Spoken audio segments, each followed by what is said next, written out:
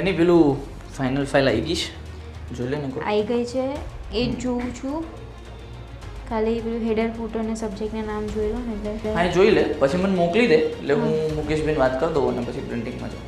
બરાબર? બંને ઓકે.